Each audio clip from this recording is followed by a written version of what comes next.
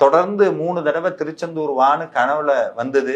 திருச்செந்தூர் போயிட்டு வந்தேன். திருச்செந்தூர் போயிட்டு வந்ததுக்கு அப்புறம் என்னுடைய வாழ்க்கை இருந்த நிலைமையே வேறு. இப்ப இருக்கிற நிலைமையே வேறு. இது அத்தனை முருகன் போட்ட பிச்சை. இது அத்தனை முருகன் போட்ட பிச்சை. அப்பதான் அருணகிரிநாதருடைய ஒரு வார்த்தை எனக்கு நான் வந்தது. என்னன்னா, சாமி சொல்றார், திருச்செந்தூர் போனா முருகன் உன் தலையெழுத்தை அழிச்சிருவாருன்னார்.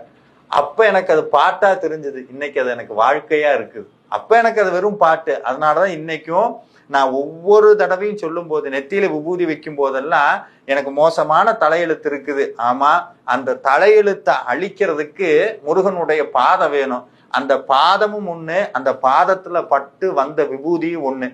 அருணகிரிநாதருடைய ஒவ்வொரு எழுத்திலும் முருகனுடைய பாதம் இருக்கிறது. அதனால இந்த விபூதியை வைக்கும்போது சொல்லுவேன், செயல்பட்டு அழிந்தது செந்தூர் வயற்பொருள், தேங்கடப்பின் மால்பட்டு அழிந்தது பூங்கொடி யார்மன மாமையிலோன், வேல்பட்டு அழிந்தது வேலையும் சூரனும் வெற்பும், அவன் கால்பட்டு அழிந்தது இங்கு என் தலைமேல் அயன் கையெழுத்தேன்னு விபூதியை வைக்கும் போதே எனக்குள்ள ஒரு உணர்வு வரும், இங்க முருகன் பாதத்தை வச்சுக்கிட்டார்.